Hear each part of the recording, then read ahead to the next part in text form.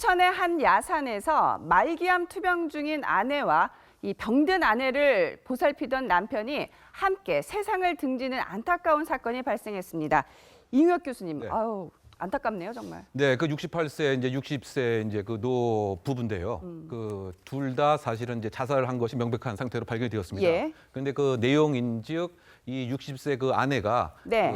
말기암 이제 판정을 그 받았고 그러다 보니까 상당 부분 여러 가지 이제 그 절망감이 있었던 것 같고요. 예. 또 안타까웠던 것은 이 60세 그 아내가 당일날 네. 60번째 그 생일이었다고 하는 것이죠. 그래서 예. 유서를 남겼었고 그다음에 이제 그 가족이 경찰에 그 실종 신고를 해서 예. 조사를 해봤더니 결국 자살한 모습으로 발견이 되었던 사건입니다.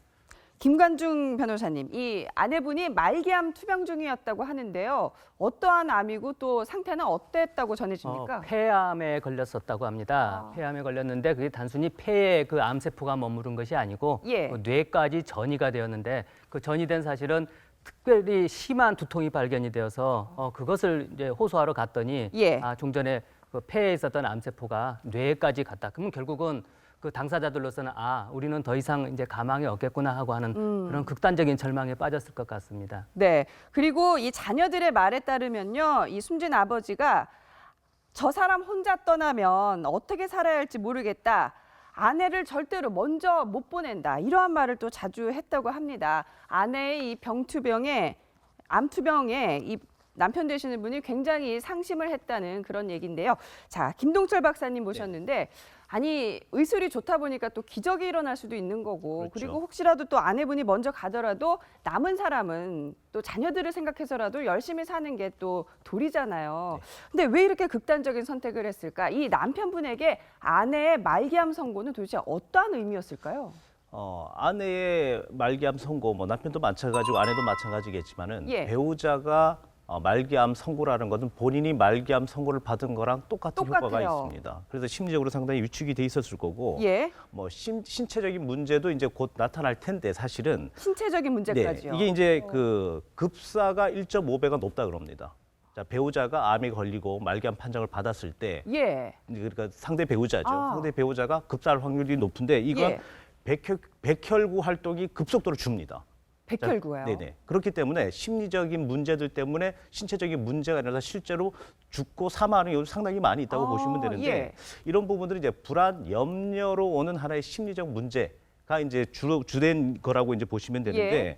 이게 이제 사랑하는 사람이 이제 죽게 되면 이제 애착에 대한 문제가 생기고 분리 불안에 대한 아주 공포스러운 것들이 생기기 때문에 예. 특히 노인성에 대한 문제와 같이 결합이 되었을 때 예. 참지 못하고 극단적인 선택을 하는 경우들이 상당히 많이 있습니다. 네. 김 박사님 하나만 더 여쭤볼게요. 이 배우자를 잃는 상실감 뭐 누구나 다 클 테지만 근데 이 남편하고 아내하고 받아들이는 정도가 조금 다른 것 같기도 하거든요. 그렇죠. 뭐 연구 결과를 보면 아내가 이제 예를 들면 사망을 했고 예. 했었을 때 남편들이 사망 확률들이 상당히 많답니다. 네. 그리고 심리적으로 압박이라든지 우울증에 걸리는 경우들이 상당히 많고 그런데 여성의 경우에는 남편이 사망했다고 하더라도 예. 오히려 조금 더 좀 웃긴 얘기긴 좋아져요? 하지만 좋아지는 건 아니지만 심리적으로 그렇게 오래 지속적으로 예. 우울증이 가지 않는다라고 하는 연구 결과가 있거든요. 왜 그럴까요? 그 이유들은 남자들의 약간의 이제 그 성향적인 문제인데 남자들이 한국 남자들도 마찬가지지만 약간의 편집증적 성격들은 다들 갖고 있습니다. 편집증적 성격이요? 예, 예를 든다면 이제 예. 아내가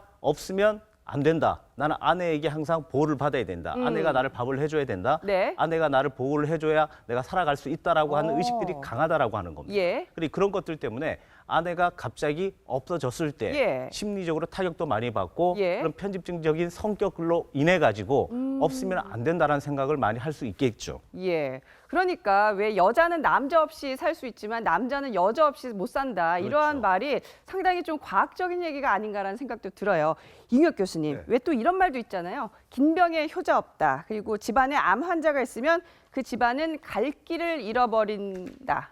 이런 말까지 나온다는 거는 가족들 중에 누가 하나 중병에 걸리면 정말 이 가정이 무너지는 거는 뭐 순식간이라는 얘기 아니겠습니까? 예, 그렇습니다. 사실은 이제 그 감정적인 그 전이가 가족 전체에게 확 퍼지게 되는 이와 같은 아, 상황이죠. 그래서 예. 어쨌든 그 집안 공기가 막 그냥 예, 그렇습니다. 그렇게 예를 들면 이제 그 아이가 없어진 실종된 경우라든가 예. 이런 경우에도 가족 전체가 결국에는 이제 와해되는, 왜냐하면 그 정서적으로 그 충격이 해소가 안 돼 있고 그리고 이혼하는 이혼도 경우들이 하고, 많아요. 왜냐면 다 나의 책임으로 생각할 수 있습니다. 그리고 서로 싸우고. 예, 그러니까 암에 걸린 것도 뭐 나의 책임이라든가 예. 이와 같은 자책감도 있게 되고요. 아. 가장 큰 것은 이제 뭐 절망감 같은 것이 크다 보니까 지금 최근 뭐 설문조사에 의하면 예. 암 걸린 환자들의 약 그 80%가 예. 이른바 디프레션, 그 우울증에 그 시달리고 있다라고 하는 것이 있고요. 맞네요. 예, 또 한 40% 가량이 상당히 그 불안 증세가 예. 많이 나타나고 있다. 그래서 결국 이것이 계속 지속되다 보면 자살에 대한 이제 충동 같은 것도 일반인보다는 훨씬 2배, 3배 이상으로 이제 그 증가하게 된다. 예. 그래서 이제 외국에서는 이제 이와 같은 가족, 암 환자를 돌보는 가족들을 암 생존자다, 뭐 이렇게 그 부를 정도로 암 거의 생존자. 예, 가족들도 거의 정신적인 암에 걸린 것과 이제 동일하다. 그래서 정부 차원에서 정신적 예. 서비스의 그 보조 활동 뭐 이런 것도 그 지원하기 때문에 네. 우리도 어쨌든 뭐 사회복지 차원 또는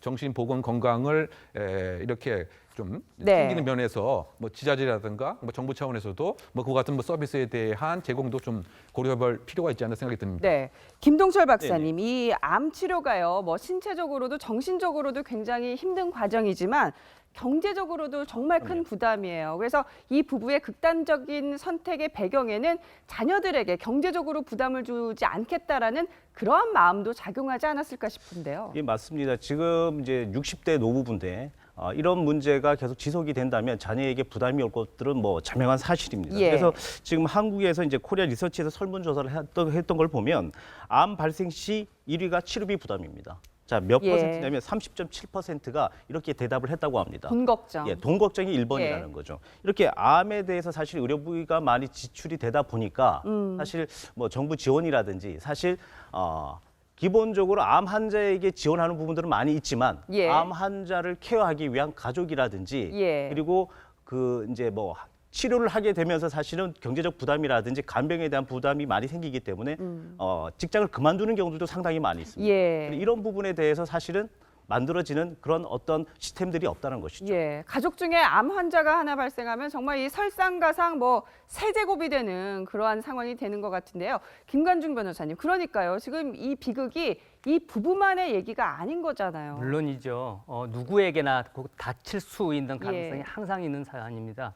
뭐 최근에 또 다른 분들 이야기로는 뭐 금슬조끼로 소문난 70대 노부부가 그 할머니가 이제 간암 3기에 판정을 받으셨는데 모든 자기들의 모든 재산과 가게를 다 정리하고 예. 캠핑카를 구입해서 우리 지금 같이 다녀보지 못했던 것 다 함께 가시기 전에 해보자라고 전국을 돌면서 여행까지 하였다고 합니다. 예. 여기까지는 참 좋았는데 결국은 예. 그 과정에서 그 할머니가 사망을 했고 또 할아버지는 또 그 슬픔에 또 자살을 시도하였는데 예. 뭐 다행히 발견은 되었습니다만 하여튼 이러한 일들은 예. 이 가족, 우리 주변, 우리 모든 사람들에게 예. 언제나 있을 수 있는 것이기 때문에 항상 관심의 폭을 열어놓아야 될 것 같습니다. 네, 그러니까 이런 노부부들이 암에 걸려서 이 함께 동반 자살을 하는 사건들이 굉장히 뭐 속출을 하고 있는데요. 자, 이 스스로 목숨을 끊은 말기암 부부의 사연에 네티즌들도 참으로 비통해하고 있습니다. 하늘에서도 두 분 행복하시길 바란다. 누구도 욕할 수도 없는 안타까운 죽음이다. 사회 안전망이 너무나 취약하다. 그래서 존엄사가 필요한 것이다. 이런 얘기들이 지금 나오고 있는데요. 이웅석 교수님, 지금 존엄사 얘기가 나왔어요. 네. 국내에서는 아직 허용되지 않고 있죠. 예, 허용되지 않았지만 이른바 그 존엄사법이 이제 국회에서 통과돼서 2018년부터 뭐 시행될 그 예정에 그렇군요. 있습니다. 예. 다만 이제 그 요건 그 자체가 그 예. 존엄사라고 하는 것이 이제 그야말로 인간답게 뭐 사망할 권리를 이제 인정해주는 이제 법 체계인데.